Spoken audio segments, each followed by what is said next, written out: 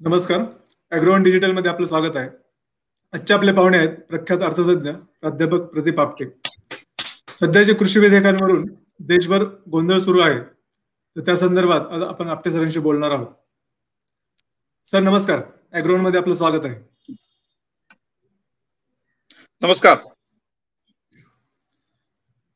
सगळ्यांना तर माहितच आहे की कृषी विधेयकावरून देशभर सध्या गोंधळ सुरू आहे.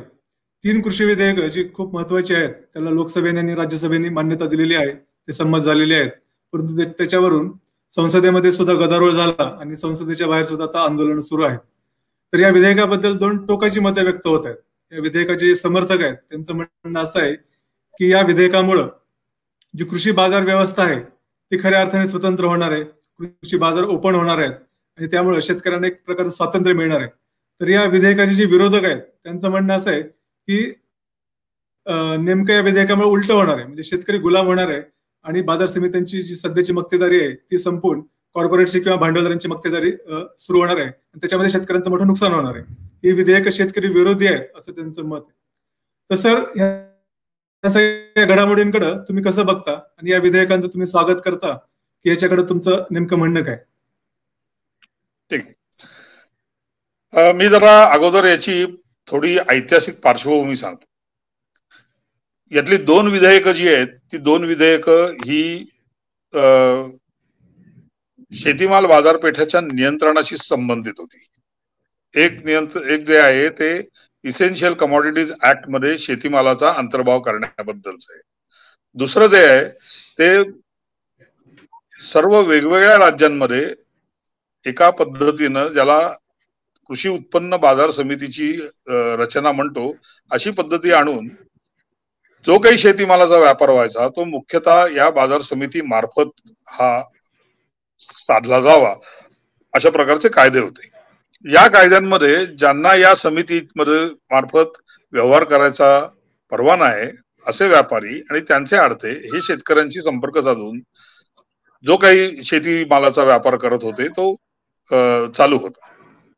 याच्यामध्ये रिस्ट्रिक्शन असं होतं, वेगवेगळ्या प्रकारची बंधनं होती. एक बंधन हे आंतरराज्यीय विक्रीचं होतं. म्हणजे तुम्हाला जर एका राज्यातून दुसऱ्या राज्याकडे जायचं असेल तर तुम्हाला परत त्या प्रकारचा परवाना पाहिजे. खुद्द शेतकऱ्यासाठी म्हणून लाभ करण्यासाठी म्हणून जे काही कृषी उत्पन्न बाजार समितीच्या कायद्यांमध्ये म्हणजे ऍग्रिकल्चरल मार्केटिंग रेग्युलेशन ऍक्ट मध्ये ज्या तरतुदी होत्या त्या तरतुदींची जर पूर्तता झाली असती तर कदाचित हा प्रश्न कधी उद्भवला नसता. शेतकऱ्यांना लिलावामध्ये किंवा भाव ठरवण्यामध्ये जे म्हणून काही अडचणी यायच्या या अडचणींचा फार पूर्वापार अभ्यास होत आलेला आहे. किंवा 1937 साली आमच्या गोखले अर्थशास्त्र संस्थेनं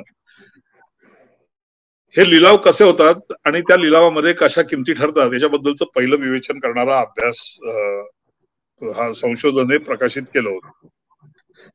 त्यात हा कायदा आणताना अभिप्रेत असं होतं की ही लिलावाची पद्धत ही पुरेशी पारदर्शक असावी.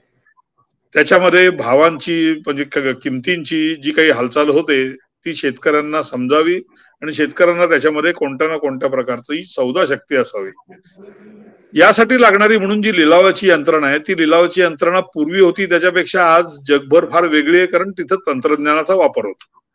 याच्याखेरीज शेतीमाल विकताना त्याचं वजन करणं, त्याची गुणवत्ता ठरवणं, त्याची प्रतवारी करणं, प्रतवारीनुसार वेगवेगळ्या किमती देणं याच्याबद्दलचे फार तपशीलवार असे अनेक गोष्टी त्याच्यात ठेवलेले आहेत. पण जर प्रत्यक्ष कृषी उत्पन्न बाजार समितीचं कामकाज बघितलं तर त्यातली कोणतीही गोष्ट कधीच अंमलात आलेली दिसत नाही. शेतकऱ्यांना तिथे माल घेऊन आल्यानंतर कुठं बसायचं याची देखील विचार व्यवस्था त्या तुम्हाला प्रत्यक्षात कधी आढळणार.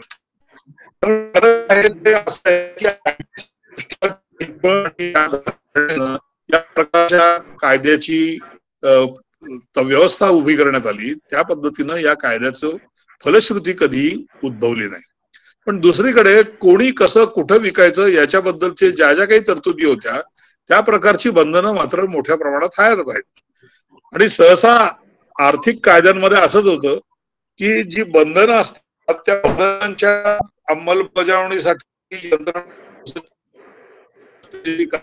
तसं त्या अभिप्रेत असलेली दुसऱ्या बाजूची म्हणून काही व्यवस्था असते ती यंत्रणा ही प्रशासकीय यंत्रणा फार उत्सुक जागरूक असतात.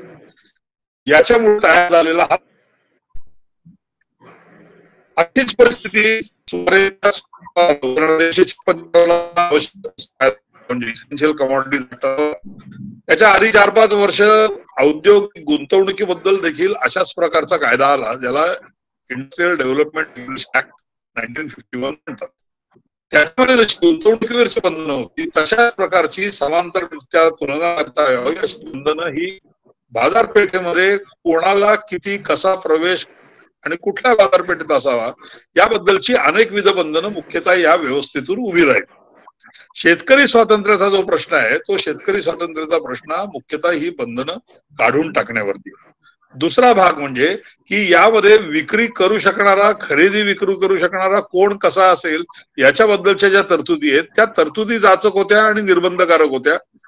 त्या या कायद्यामुळे नाहीशा होणार आहेत. या अर्थानं शेतकऱ्यांना स्वातंत्र्य मिळणार आहे ही गोष्ट ही वस्तुस्थिती आहे. याबद्दल काही फारसा मतभेद व्हायचं कारण नाही. या प्रकारची पद्धत ही शेतकऱ्यांना लाभकारक असते का? उद्देशाच्या दृष्टीने जर कोणी वाचून जर त्याच्यावरती विश्वास ठेवणार असेल तर ते प्रत्यक्षात ज्या रीतीनं बाजार समित्यांचं काम चालतं आणि त्याच्यामध्ये शेतकऱ्यांना त्यांचा आवाज उठवण्यासाठी त्यांच्या अपेक्षापूर्तीसाठी असणारी कोणती यंत्रणा प्रत्यक्षात कार्यरत असते असं जर बघितलं तर दिसणारं चित्र हे लिहिलेल्या उद्दिष्टांच्या पेक्षा पूर्ण उलटे किंबहुना त्याला हरताळ फासणार आहे. ही नचेपी नसण्याचा मार्ग काय तर या प्रकारचे नियंत्रण दूर करावं अशी मागणी ही काही आत्ता नव्यानं उद्भवलेली नाही. त्याची जवळपास 20 वर्ष चर्चा चालू आहे. शरद जोशींच्या अध्यक्षतेखाली जो टास्क फोर्स होता त्याच्या समोर अनेक लोकांना निवेदनासाठी बोलावलं होतं. त्याच्यामध्ये मी पण होतो. आमच्यातील अनेक लोकांनी असं म्हटलं होतं की ही पद्धत ही समूळ नष्ट करायला पाहिजे, कारण याच्यामुळे ना बाजारपेठ फारशी आरोग्यदायक बनत ना शेतकऱ्यांना लाभ होत आणि ज्या प्रकारच्या उद्दिष्टांसाठी म्हणून हे नियमन करणारे कायदे आले त्या उद्दिष्टांची पूर्तता तर जवळपास शून्यवत म्हणावं अशी. याच्यामुळे हा कायदा रद्द करण्याची मागणी ही झाली आणि अनेक भाजप काँग्रेस या दोन्हीही पक्षांनी आपापल्या जाहीरनाम्यामध्ये वेगवेगळ्या वेळी अशा प्रकारचं आश्वासन दिलं. किंबहुना या अगोदरच्या सरकारनं म्हणजे 2014च्या आधी देखील काँग्रेस सरकारनं एक विशेष मीटिंग घेऊन 2013 बहुधा आमचे मुख्यमंत्री या प्रकारचा नाशवंत माल हा या बाजार समितीच्या यादीतून काढून टाकतील अशी वेगळी घोषणा देखील केलेली होती. याबद्दलची जी चर्चा संसदेत झाली त्याच्यामध्ये काँग्रेस सरकारच्या खासदारांनी जे काही समर्थन केले जर ते तुम्ही बघाल तर ते देखील मुख्यतः याच धोरणाला अनुसरून होतं. पण आपल्याकडे प्रथा अशी आहे की 5 वर्षापूर्वी काय बोललेलं असतं 10 वर्षापूर्वी काय बोललेलं असतं याचे राजकीय पक्ष नेहमी काही भान बाळगतात असं नाही. ते विरोधक असले की एक बोलतात, सत्तेत असलं की दुसरं बोलतात. हा त्यांचा डोंगीपणा आहे. तो भाजपलाही लागू आहे. भाजप 2012 साली ज्या प्रकारची भाषा करत होता त्याच्या बरोबर उलट आज प्रत्यक्षामध्ये भाजप करतोय. त्यामुळे आपण राजकीय पक्षांचा विषय बाजूला ठेवू. ही सर्व आंदोलन आली आहेत ही राजकीय हेतून मुख्यतः प्रेरित आहेत. आपण आता याच्याकडे बघूया की याच्यामुळे काय साध्य होणार आहे तर याच्यामुळे साध्य होणार आहे ते म्हणजे शेतकऱ्यांना आणि आज जे लोक अशा प्रकारचा व्यापार करू इच्छितात यांना या प्रकारच्या बाजार व्यवस्थेमध्ये शिरकाव करता येत नाही. त्यांना हा शिरकाव करणं शक्य झालंय. ही शक्यता कायदेशीर हक्क तयार करण्यापुरती मर्यादित आहे. अशा प्रकारची शक्यता निर्माण झाल्यामुळे कायदेशीर तरतूद केल्यामुळे लगोलग दुसऱ्या दिवशी लोक बाजार करून वेगळ्या प्रकारची एक व्यवस्था तयार होईल असं प्रत्यक्षात होत नाही. होणं अभिप्रेत देखील नाही. हे व्हायला वेळ लागतो. किंवा आता आपण असा विचार करू की आता सध्या देखील रिलायन्स आहे, बिग बाजार आहे, टाटा आहेत, हे शेतीमालाची खरेदी करतात. अनेक प्रकारचे जे शेतीमाल वापरून उत्पादन करणारे ज्याला आपण प्रोसेसिंग प्रक्रिया उद्योग म्हणतो त्या प्रक्रिया उद्योगांचे जे खरेदीदार आहेत ते जे काही करतात ते करताना त्यांना या कायद्याचा अडसर होत होता. म्हणून काही राज्यांमध्ये याची वेगळी परवाना पद्धती ज्याला ऍग्रिकल्चरल मार्केटिंग डिपार्टमेंट्स काढली आणि त्यांनी परवाना दिलेत. हे सर्व जे उठाठेव करावे लागले याचं कारण या प्रचलित असलेल्या कायद्यामुळे असणारे व्यापारावरचे निर्बंध. हे निर्बंध दूर झाले, ही स्वागतार्ह गोष्ट आहे. अर्थव्यवस्थेमध्ये बाजारपेठ एका विशिष्ट अवस्थेत असताना केलेले कायदे, त्यावरती लावलेले नियंत्रण, त्यावरची असलेले नियमन हे बव्हंशी कालगत होत जातात. हे बव्हंशी कालाला विसंगत अशी ठरवू लागतात. म्हणून खरं तर प्रत्येक आर्थिक कायद्यामध्ये, ज्याला आम्ही सूर्यास्त कलम असं म्हणतो, म्हणजे या इतकी वर्ष झाली की या कायद्याचा पुनर्विचार करण्यासाठी म्हणून हा कायदा रद्द व्हावा आणि त्याच्या जागी नव्या अवस्थेला, नव्या आर्थिक परिस्थितीला साजेसा असा कायदा अस्तित्वात यावा, अशी तरतूद असावी असं आम्ही वारंवार म्हटलंय, अनेक लॉ कमिशन्स मध्ये देखील म्हटलंय. अजून त्या प्रकारची अवस्था यायची, पण जुने अनेक कायदे, जवळपास 2,000 कायदे आता रद्दबातल झाले, ते सरकारनं स्वतःहून केले. परंतु आर्थिक कायद्यांबद्दल ही तरतूद आर्थिक कायद्यांच्या रचनेमध्ये, ठेवणीमध्ये, लिखाणामध्येच असली पाहिजे. ती नसल्यामुळे हा प्रश्न उद्भवला. कदाचित हा प्रश्न नाही तर 80-85 साली देखील सोडवता आला असता. त्यामुळे एक लक्षात घ्यावं की स्वातंत्र्य हे बाजारपेठ चालवण्याचं, स्थापन करण्याचं, त्याच्यामध्ये सहभागी असण्याचं असं आहे. नवीन तंत्रज्ञानानुसार हीच बाजारपेठ फार वेगळ्या रीतीने संघटित होऊ शकते. जी संघटना अस्तित्वात असलेल्या कायद्यांमुळे फक्त अर्धीमुर्धीच होऊ शकत होती, त्याच्यामुळे ज्या नवीन तयार होणाऱ्या शक्यता आहे, त्या शक्यतांचा लाभ शेतकऱ्यांना होऊ शकेल. केव्हा होऊ शकेल? तर शेतकरी स्वतःच व्यापाराचा काही भाग अंगीकार करतील तर. पण हे करायचं तर शेतकऱ्यांना आजवर ज्या प्रकारच्या संघटना, ज्या प्रकारच्या व्यापार पद्धती अवलंबायला किंवा पत्करायला जो काही मज्जाव होता, तो मज्जाव लक्षात घेतात, त्याला स्फुरण द्यावं, त्याला प्रेरणा द्यावी म्हणून हा दुसरा त्याच्याबरोबरच्या 3 कायद्यातला जो कायदा आहे की ज्याच्यानुसार शेतकरी कंपन्या काढू शकतील. त्या कंपन्यांना अशा प्रकारच्या मुभा असतील, सवलती असतील, कदाचित कालांतरानं त्याची वित्तीय पाठपुरावा म्हणून वित्तीय पाठबळ पण दिलं जाईल. परंतु हा जो आहे, हा नंतर येणाऱ्या प्रतिक्रियांचा, तयार झालेल्या नव्या परिस्थितीचा शेतकऱ्यांना लाभ घेता यावा यासाठी म्हणून केलेला कायदा आहे. त्याची या उरलेल्या 2 कायद्यांची खरं तर गल्लत करू नये. कारण उरलेल्या 2 कायद्यांना ज्या प्रकारचा इतिहास आहे, तसा इतिहास या नवीन प्रस्तावित कायद्याला नाही. जो काही आहे समांतर इतिहास, तो फक्त सहकारी प्रकारच्या सोसायट्या काढून त्या सहकारी सोसायट्यांमार्फत शेतकऱ्यांनी या बाजार समित्यांमध्ये काम करावं असा अभिप्रेत होतो. हे वगळता त्याला खऱ्या अर्थानं ऐतिहासिक अशी समांतर उदाहरणं नाहीत. त्यामुळे हे 3 कायदे जरी असले तरी पहिले 2 कायदे जे आहेत ते अगोदर प्रचलित असलेल्या शेतीमालावरती असणारी नियंत्रण बाजूला काढून बाजार व्यवस्था जशी होऊ शकेल त्या रीतीनं त्याला आकार घेऊ द्यावा, यासाठी म्हणून केलेलं हे एक पाऊल आहे.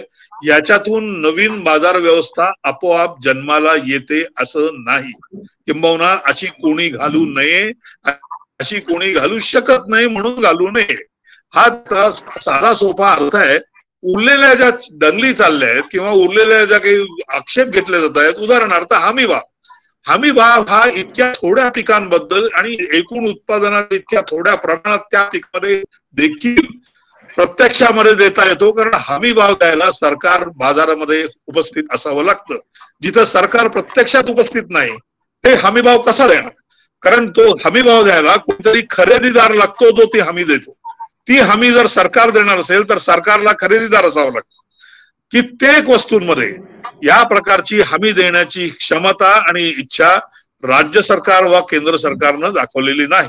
केंद्र सरकारनं जी काही आज खरेदीची व्यवस्था हमी भावानं उभी केली, जी आपण बव्हंशी फूड कॉर्पोरेशन ऑफ इंडिया या नावानं ओळखतो, ती मुख्यतः केंद्र सरकार गरीब लोकांना स्वस्त प्रकारची धान्य उपलब्ध, स्वस्त दरामधली धान्य उपलब्ध व्हावी म्हणून जी प्रशासकीय पद्धतीमध्ये चालवलेली, जुन्या 42 सालच्या रेशन पद्धतीमध्ये चालवलेली अशी जी स्वस्त धान्य दुकानांची योजना आहे, त्याच्यासाठी लागणारी पुरवठ्याची सोय म्हणून सरकार बाजारात उभा आहे.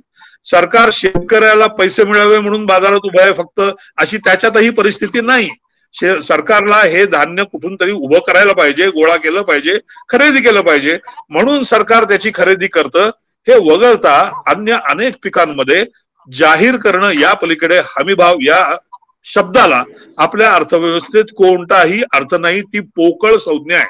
त्याला कोणीही फार मोठं राजकीय महत्व द्यावं असं जर कोणी म्हणत असतील तर त्या लोकांनी अशी हमीभाव यंत्रणा या पिकांसाठी या बाजारांमध्ये सुरू करावी अशी आंदोलनं केली तर मी तसं करावं असं म्हणजे बिलकुल म्हणणं नाहीये. याचं साधं कारण असं आहे की सरकार हे व्यावसायिक व्यापारी म्हणून तिथं उभं नाहीये. सरकार व्यापारी म्हणून उभं आहे, ते खरेदीदार म्हणून फक्त उभं आहे, विक्रेता म्हणून उभं नाहीये. विक्रेता म्हणून त्यांना हा पाठपुरावा त्याचा त्यांना ते वाटायचंय, स्वस्त प्रकारच्या दरामध्ये वाटायचंय आणि त्याच्यामध्ये येणारी जी खोट किंवा तूट आहे ती सरकार आपल्या अंदाजपत्रकीय तरतुदीमधून भागवत राहिलेली आहे, ज्याला आपण आता अनुदान म्हणतो. त्यामुळे अनुदान हा भाग जर बाजूला काढला तर सरकार याच्यामध्ये व्यापारी म्हणून राहील का, राहत आहे का? त्यामुळे सरकार पाठबळ देत आहे ही देखील निव्वळ फसवणूक आहे. सरकार जे देत आहे ते स्वतःची योजना चालवण्यासाठी असणारा खरेदीदार म्हणून असलेला भाव, याचा एक अनुषंगिक परिणाम म्हणून त्या धान्यांचा किंवा त्या विशिष्ट पिकांचा भाव फार खाली पडत नाही, विशिष्ट मोसमांमध्ये पडत नाही, ही वस्तुस्थिती आहे. पण याच्यासाठी सरकार हे या प्रकारचं बाजार हस्तक्षेप करत आहे असं समजू नये, कारण ती सरकारची निराळ्या प्रकारची गरज आहे, ती भागावी म्हणून आज सरकार खरेदी झालंय. सरकारला जर सगळ्या पिकांचे जाहीर केलेले हमीभाव प्रत्यक्षात आणायचे असतील तर त्याला खरेदीदार आणि विक्रीदार अशा दोन्ही प्रकारच्या भूमीत जायला लागेल. आणि विक्री असताना सरकारची असणारी धारणा किंवा त्यांचे असणारं व्यापारी उद्दिष्ट हे अन्य कुठल्याही व्यापारापेक्षा फार वेगळं असणार नाही. त्यामुळे सरकार तिथे असलं की सर्व काही प्रश्न सुटतील. सरकार तुम्ही आणाल तेवढा माल विकत घेईल, तो माल घेताना तो तुम्हाला जाहीर केलेला हमीभाव देईल आणि मग नंतर त्या हमीभावाच्या वरती खर्च करून जेवढा खरेदी केला तेवढा सर्व काही माल तो सरकार प्रत्यक्षात बाजारात विकू शकेल. हे दिवा स्वप्न आहे. सुदैवानं शेतकरी संघटनेचे नेते शरद जोशी यांना हे पक्क ठाऊक होतं. त्यांनी या शब्दात लिहिलंय की तुम्ही पाहिजे ते करा, तुम्ही पाहिजे ते पिकवा आणि आम्ही ते विकत घेऊ. अशा प्रकारची बाजार यंत्रणा ही कुठेही अस्तित्वात नाही, अस्तित्वात येणं शक्य नाही. त्यामुळे हा हमी भावाचा प्रश्न ह्या प्रकारचा, ज्याच्यामुळे बाजार व्यवस्थेमध्ये कोण शिरकाव करू शकतो, कोण आत येऊ शकतो, कोण बाहेर येऊ शकतो, कोण कुठल्या पद्धतीने व्यापार करू शकतो, या संबंधितले निर्बंध हटवण्याचा हमी भावाशी सुतराम संबंध नाही. त्यामुळे ही जी आंदोलनं चालली आहेत ही आंदोलनं मुख्यतः या गफलतीतून चालली आहेत किंवा त्यांनाही हे कळतं पण राजकीय कारणासाठी चालली आहेत असं माझं मत आहे. तुम्ही आता म्हणालात की जे हमी भावाचे जे आंदोलन आहेत ते राजकीय कारणासाठी चाललेली आहेत आणि ही जी आंदोलनाचा जोर आहे तो पंजाब हरियाणा या दोन राज्यांमध्ये जास्त आहे, कारण तिथूनच सगळ्यात जास्त खरेदी होते भात आणि गव्हाची. आणि शांताकुमार कमिटीचा रिपोर्ट आहे की देशातल्या फक्त 6% शेतकऱ्यांना हमीभाव खरेदीचा फायदा होतो. त्यातली जी प्रमुख पीक आहेत ते भात, गहू आहे आणि काही प्रमाणात कडधान्य. आता ह्या 6% शेतकऱ्यांना जो फायदा होतो आणि ह्याच्या भोवती जी विणलेली जी काही कार्यपद्धती आहे, तिथलं जे एपीएमसीचं स्ट्रक्चर आहे त्याच्यासाठी वापरात आणलं जातं आणि त्यातून एक नेक्सस तिथं तयार झालेला आहे. म्हणजे सरकारी खरेदीदार आहे, एफसीआयच्या माध्यमातून ते खरेदी करतं आणि समजा पंजाब आणि हरियाणामधले जे आडते आहेत किंवा कमिशन एजंट आहेत ते खरेदी करतात. परंतु सध्या जो बाजार समितीचा कायदा आहे त्याच्यामुळे त्यांच्याकडनं ते खरेदी करणं भाग आहे, परंतु त्या पूर्ण प्रोसेसमध्ये ते जे काही आडते आहेत किंवा कमिशन एजंट आहेत ते काही कॉन्ट्रीब्युट करत नाहीत. कारण खरेदीदार सरकार आहे, विकणारे शेतकरी आहेत आणि त्याचं जे काही 2% कमिशन त्यांना मिळतं. तर एकूण जर भारताची खरेदी बघितली तर ही अमाऊंट खूप मोठी प्रचंड होत. त्यामुळे या हितसंबंधी घटकांचं जे काही आर्थिक नुकसान या नवीन बदलांमुळे होतंय तर ते या आंदोलनामागचं काय कारण आहे का, याच्याबद्दल तुमचं 100%. किंबहुना हरियाणा पंजाब मधले पूर्वी राज्यकर्ते असणारे आणि आता राज्यकर्ते असणारे पक्ष हे प्रकारच्या व्यापाराभोवती दीर्घकाळपर्यंत हितसंबंध अशा प्रकारचे राजकीय पक्ष आहेत. तर कुठला पक्ष कुठलाही असो त्यांना त्या बाजारामध्ये त्या व्यवहारामध्ये जो काही आर्थिक रस आहे तो आर्थिक रस याच्यामुळे जाईल का या भीतीपोटी हे मुख्यतः चाललेलं आहे. खरं तर असं आहे की सरकारला जर या प्रकारची योजना, स्वस्त धान्य योजना चालवायची तर ते कुठेही खरेदी करू शकतं, ते कुठेही खरेदी करू शकतं याची भीती जास्त आहे. कोणाकडूनही करू शकतं हे याची भीती जास्त आहे. आता आपलं जे काही बस्तान बसलंय, बस्तान विस्कटे या भीतीपोटी असा विरोध आहे म्हणूनच संबंध नसलेला हमी भावाचा प्रश्न या दोन कायद्यांच्या निराकरणाच्या मध्ये लोकांनी मुद्दामून घुसडलेला आहे. एरवी प्रत्यक्षात या हमी भाव देणं, सरकारी खरेदी असणं आणि सरकारी जबाबदारी झटकणं बिटकणं ही सर्व नाट्यमय भाषा आहे ना, ही भाषाच मुळात खोटारडी भाषा आहे. ही बेगडी आणि ढोंगी भाषा आहे. सरकार आजपर्यंत कधी सरकारनं अशा प्रकारचा पाठिंबा किंवा अशा प्रकारचं पाठबळ हे शेतीला दिलं नाही. जे मिळतंय तो त्याचा अनुषंबिक लाभ आहे, तो सरकारचा मुख्य उद्देश नाही. हे जर आणि त्याचं छोटंसं प्रमाण जर तुम्ही त्या समितीचा, शांताकुमार समितीचा अहवाल तर आहेच, पण याच्या अगोदरपासून लोक असं सांगतायत किंवा ही फक्त जी काही त्या व्यवस्थेमध्ये चालणारी जी भ्रष्ट पद्धती आहे ना, त्याच्यामध्ये राजकीय पुढारी ते शेतकरी सगळेजण खरं तर सुखी आहे. कारण असं आहे, जसं तुम्हाला महाराष्ट्रामधल्या लोकांना जास्त माहिती असेल, कापूस खरेदीमध्ये जसं व्हायचं तसंच गहू खरेदीत चालतं. 1000 गहू विकला गेला असं लिहिलं जातं, प्रत्यक्षात 8 टन असतो. त्याची किंमत कोण चुकवतं? FCI चुकवतं. नोंदलेला जो काही उरलेला 200 टनाचा खरा खोटा गहू आहे त्याची किंमत ही आपापसात सर्व साखळी वाटून घेते. ही वस्तुस्थिती आहे. सर, हे जे तिन्ही कायदे आहेत, त्या तिन्ही कायद्यामध्ये एक समान सूत्र असं दिसतं की कृषी बाजार व्यवस्थेची जी काही आधीची चौकट होती ती मोडून एक नवीन चौकट करण्याचा इथं प्रयत्न दिसतोय. आणि ह्याचं एक महत्वाचं कारण आहे की हे जे काही बाजार समित्यांची स्ट्रक्चर ज्यावेळेस अस्तित्वात आलं किंवा हमी भाव आणि खरेदीची जी काही पद्धत सुरू झाली, तर तो जो काळ होता तो अन्नधान्याच्या तुटवड्याचा होता. ज्या अन्नधान्याच्या बाबतीत आपण स्वयंपूर्ण नव्हतो, परदेशातून आयात केलेल्या अन्नधान्यावरती आपण अवलंबून होतो आणि त्याच्यामुळं इथं प्रोडक्शन वाढावं आणि इथला एक अन्न सुरक्षेचा प्रश्न सुटावा हा एक प्रमुख हेतू त्याच्यामध्ये होता.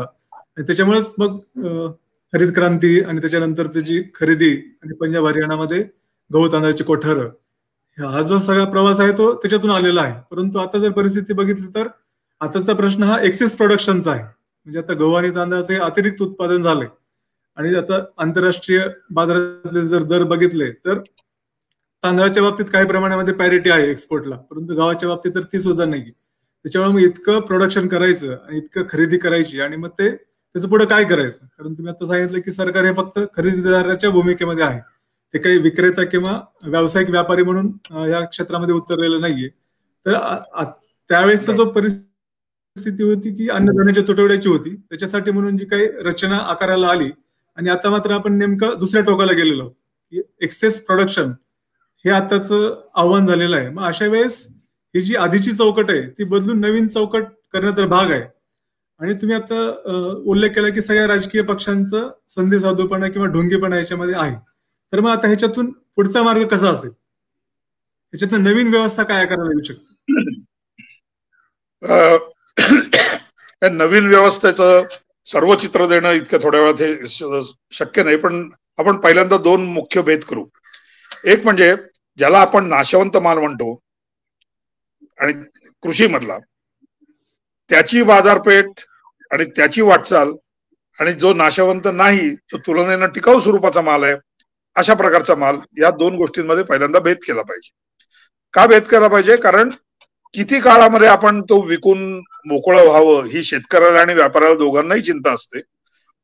तो जास्त टिकाऊ बनण्यासाठी काय गरजेचं असतं, तर आहे तसा प्रक्रिया न झालेला माल विकायचा तर तुम्हाला एक वेगळ्या प्रकारची पायाभूत रचना लागते. म्हणजे साठवण करण्याची व्यवस्था, मुख्यतः त्याला आपण वेअर हाऊसिंग म्हणतो.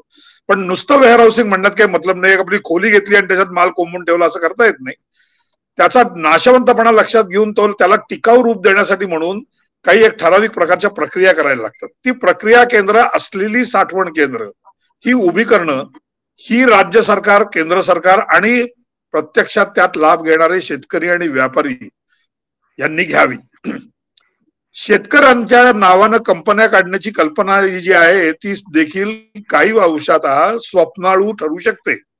त्याचं कारण 100 शेतकऱ्यांची मिळून 200 शेतकऱ्यांची मिळून एक कंपनी असू शकते, पण ती कंपनी त्याच्याकडे असलेल्या पुरवठ्याच्या आधारावरती त्यांना अपेक्षित असलेली किंमत नेहमीच मिळू शकेल किंवा देऊ शकेल ही गोष्ट खरी नाही.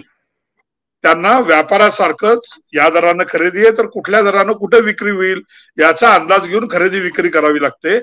तात्पर्य, जर शेतकऱ्यांना व्यापारामधून मिळणारा नफा पाहिजे असेल तर शेतकऱ्यांना काही ना काही प्रमाणात स्वतःच व्यापारी व्हावं लागेल. व्यापारी न होता व्यापारी नफा त्यातला वाटा आपल्याला मिळेल अशी जी कल्पना आहे ती अत्यंत बाष्कळ आणि अजागळ कल्पना आहे. जगात असं कधी कुठं होत नाही आणि होणार नाही.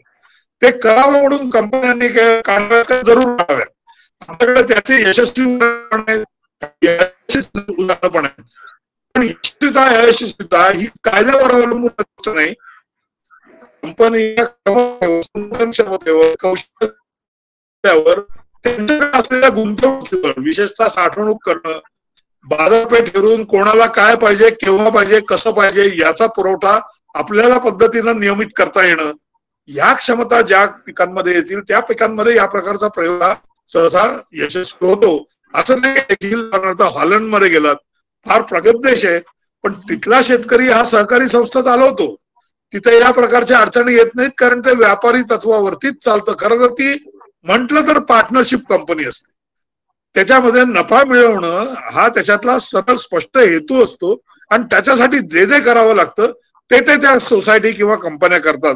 हे शेतकऱ्यांनी करावं, त्यांना करता यावं म्हणून ह्या कंपन्यांची तरतूद करून ठेवली, एवढंच आहे. आपोआप काही अशा कंपन्या शेतातून माहिती नसलेलं बी उगवावं तसं काही उगवणार नाही. आता तुम्ही जो मगाशी प्रश्न विचारला, लॉंग टर्म काय होईल, अशा प्रकारच्या कंपन्या निघाल्या तर लॉंग टर्म असा परिणाम होऊ शकतो, नाही असं नाही. तुम्हाला उदाहरण देतो मी. आपल्याकडचं सुरुवातीला द्राक्ष बागायतदारांची जो आज द्राक्ष निर्यात चालते ती सोसायट्यांमधूनच सुरू झाली. त्या सोसायट्यांनी मिळून एक पार्टनरशिप कंपनी केली, त्याचं नाव होतं महाग्रेप. लक्षात घ्या, महाग्रेप ही स्वतः सहकारी सोसायटी नव्हती, ती सहकारी सोसायटींची केलेली अशी भागीदारी संस्था होती. त्या भागीदारी संस्थेनं जे काही निर्यात केली, जे काही निर्यातीचं गणित बसवलं, ते गणित बसल्यानंतर अनेक लोक यात आले, अनेक निर्यातदार आले, खाजगी आले आणि त्याच्याच आधारावरती सुरू झालेलं गाडं आज महाग्रेप फार छोटं झालंय. पूर्वी तेच एकमेव होतं, मोठं होतं, पण तो व्यापार चालू आहे आणि भरघोस वाढतोय. हे तसं होऊ शकतं, हे द्राक्षात होऊ शकतं, कारण द्राक्षाची काढली नंतरची प्रक्रिया, तो टिकवण्यासाठी, तो ठेवण्यासाठी, त्याचं पॅकिंग कसं असावं, द्राक्षाच्या मण्यांचा आकार कसा असावा, इथपासून सगळं काही करण्याची एक यंत्रणा बसली म्हणून हे झालंय. तशी अन्य पिकात बसणार नाही असं आहे का? केवळ निर्यातीसाठीच शेतकरी असं करतील असं आहे का? तर नाही, ते देशांतर्गत बाजारपेठेसाठी देखील करतील. आज लक्षात घ्या, फक्त अनुभवानं आणि त्याला आम्ही दुसऱ्याचं पाहून शिकणं म्हणतो, असा परिणाम तुम्हाला स्ट्रॉबेरीच्या पॅकिंग मध्ये कसा दिसतो. आज स्ट्रॉबेरी बुट्ट्यांमध्ये भरून गवतावरती लोटलेली अशी विकली जात नाही ना. त्याला बोका असलेली, 16 बोका असलेली प्लास्टिकच्या बॉक्समध्ये विकली जाते. का विकली जाते? बघून शिकलं जातं म्हणून, डेमॉन्स्ट्रेशन इफेक्ट म्हणतात त्याला. अशा अनेक गोष्टी घडतील, या घडाव्यात. याच्यासाठी सरकारनं मदत करावी, सहकारी शेतकरी संघटनांनी मदत करावी. याला काही प्रत्यवाह नाही आहे नवीन कायद्यामुळे येणार. किंवा सहकारी कायद्यानं जो काही सहकारी संघटना आहेत त्या यानं काही निकालात निघत नाहीत. त्यांना जर असं वाटत असेल की सहकारी कायद्यापेक्षा या कायद्याचा अवलंब करून हा धंदा चालवावा, तर त्यांनी तसा चालवावा. उलट आता तर महाराष्ट्रात चित्र असं दिसतंय की पूर्व सहकारी सोसायट्या, त्यांचे दूध किंवा साखरेचे कारखाने हे खाजगी लोक विकत घेत आहेत आणि खाजगी कंपन्या म्हणून चालवत आहेत. प्रचलित धंदा हे जसं या पिकांमध्ये होतं तसं अन्य पिकांमध्ये होऊ शकतं. लगोलग होईल अशी जर कोणी भाषा करत असेल तर तो केवळ स्वप्नाळूपणा आहे, देबळटपणा आहे, भोळसरपणा आहे. यापलीकडे काही त्याला अर्थ नाही. सरकारनं याच्या पुढे काय करावं तर या गोष्टींना चालना मिळेल, या गोष्टींना पाठबळ मिळेल अशा प्रकारच्या गुंतवणुकीची तयारी आणि तरतूद करावी. हे सरकारचं जास्त महत्वाचं काम आहे.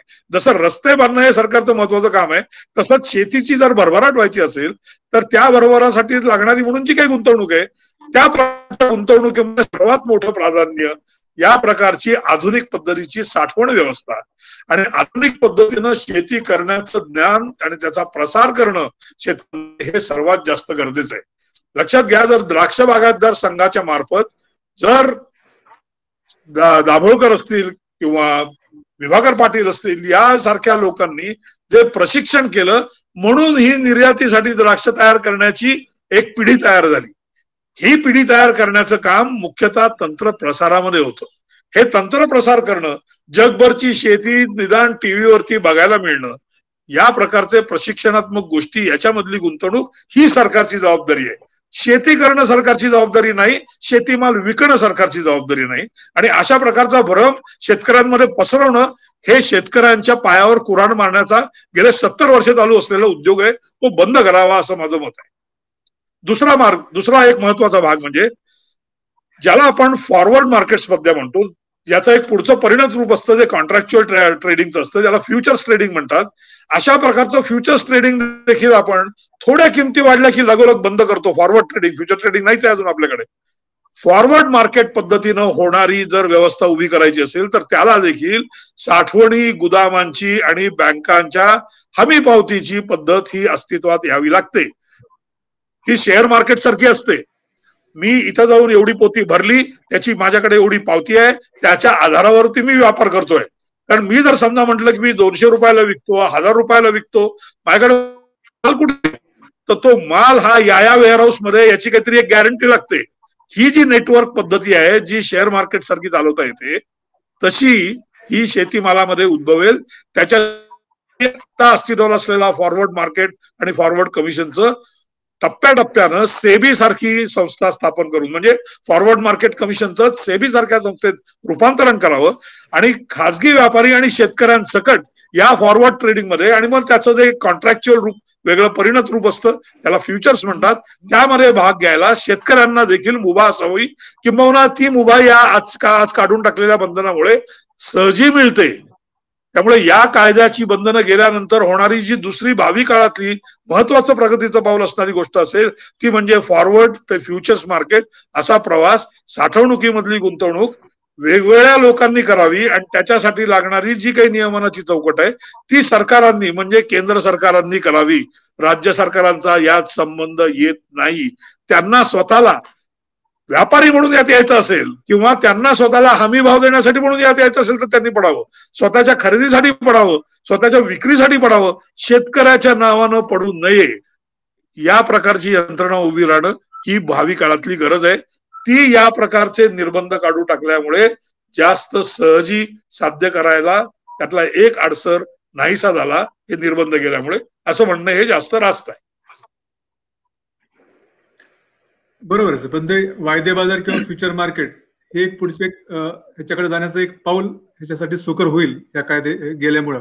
परंतु ह्याबद्दलचा अवेअरनेस किती आहे? म्हणजे वायदे बाजार म्हणजे जुगारच आहे किंवा थोड्याफार किमती वाढल्या की लगेच वायदे बाजार, अशा प्रकारचे, याला कारण ज्या प्रकारची भंपक समाजवादी विचारसरणी आपल्यात पसरलेली आहे याच्यावरती लस काढली पाहिजे. वायदे बाजार म्हणजे जुगार असं जर असतं तर फार सोपं होतं. ज्यांना सारं कळत नाही, वायदे बाजारामध्ये एखादा माणूस म्हणला की मला नाही खेळायचं तर किंमत खाली जाते. जुगार खेळण्याला किंमत नाही खाली जात. हा सारा फरक ज्यांना कळत नाही त्यांनी याच्याबद्दल बडबड करू नये.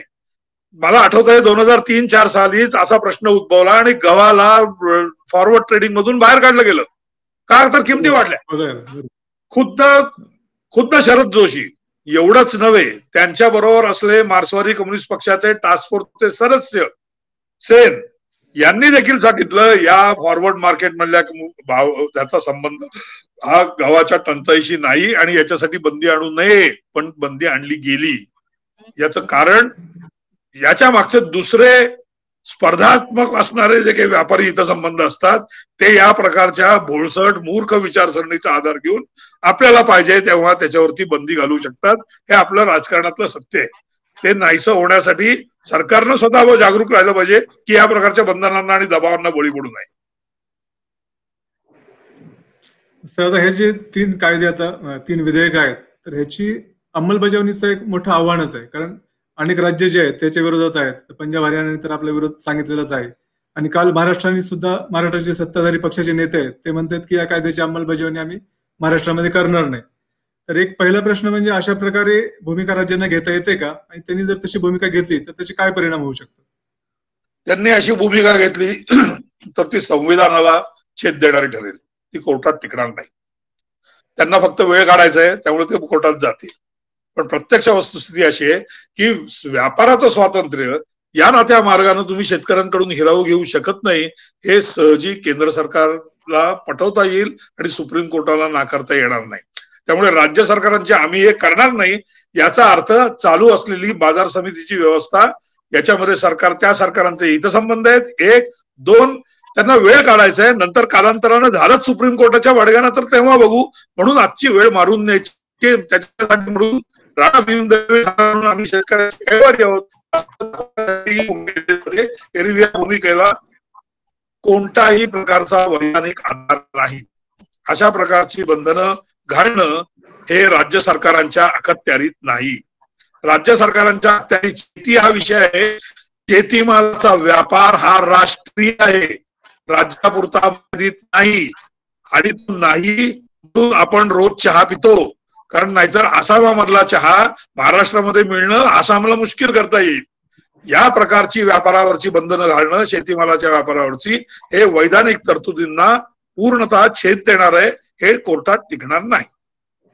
एक प्रकारे असंही आहे का की काही राज्य सरकार आहेत किंवा सगळेच राजकीय पक्ष यांना मनातून या सुधारणा हव्या आहेत, परंतु वरकरणी त्यांना तसं दाखवायचं नाही, कारण ह्याच्यामध्ये जे गुंतलेले घटक आहेत, म्हणजे शेतकरी घटक आहे किंवा आताच्या बाजार समित्यांमधला जो लाभार्थी घटक आहे, कमिशन एजंट, आडते, तर ह्या घटकांचा रोष आपल्यावर येऊ नये आणि मतांच्या राजकारणामध्ये त्याचं एक मोल आहे.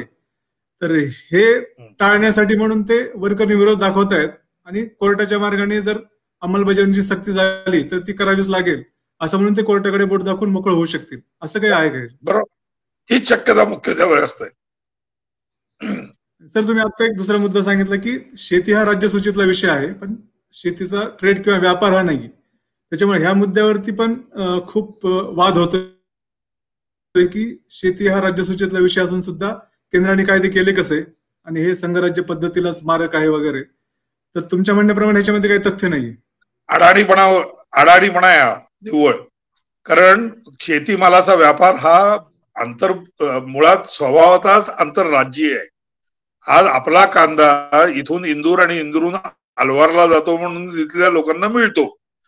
त्यामुळे इथल्या कायद्यानं दुसऱ्या कायद्याला बंदी येऊ नये किंवा निर्बंध येऊ नये याची तर आपल्याला खबरदारी घ्यावीच लागते. किंबहुना एकूणच व्यापार आणि व्यापारी स्वातंत्र्य याचं जे कलम आहे, हे कलम हे बिलकुल याच्याशी शेतीमध्ये अंतर्भाव होणार नाही. व्यापारी वेगळी गोष्ट आहे, शेतीमाल उत्पादन, जमिनीची मालकी ही वेगळी गोष्ट आहे. सर, आता एक शेवटचा प्रश्न की केंद्र सरकारने हे कायदे आणले, परंतु त्यांचा ह्याच्या मागचा हेतू कितपत प्रामाणिक आहे? कारण तुम्ही आता एक उदाहरण सांगितलं की इसेन्शियल कमोडिटी ऍक्ट मधून शेतीमाल वगळला, म्हणजे एक प्रकारे शेतीमालावरची बंधनं हटवली, पण त्याच वेळी त्याच्या निर्यात बंदी पण सरकार आणतं. तर मग ह्या तिन्ही कायद्यांच्या अंमलबजावणीमध्ये सरकारचा हेतू हा एक घटक खूप महत्वाचा ठरणार आहे. तर सरकारचा हेतू कितपत प्रामाणिक असेल, या सरकारचं जे काही आतापर्यंत ट्रॅक रेकॉर्ड बघितलं तर तुमचा काय अंदाज? मला असं वाटत नाही की कोणाच्या हेतूबद्दल शंका घ्यावी. हेतू काही का असे ना, ते होते ते चांगलं होतंय असं माझं मत आहे.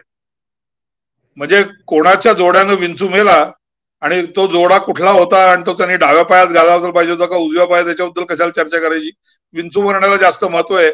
कोणी जर त्या हेतूवरती शंका घेऊन हे पाऊल मागं ओढायला बघत असेल तर तो शेतकऱ्यांच्या अधिक जास्त कट्टर विरोधातला आहे असं मी मानतो. धन्यवाद सर, आज तुम्ही इथं आलात आणि या एक महत्वाच्या विषयाबद्दल सांगोपांग चर्चा इथं केलीत आणि खूप चांगल्या प्रकारचं मार्गदर्शन आम्हाला केलं. धन्यवाद. धन्यवाद.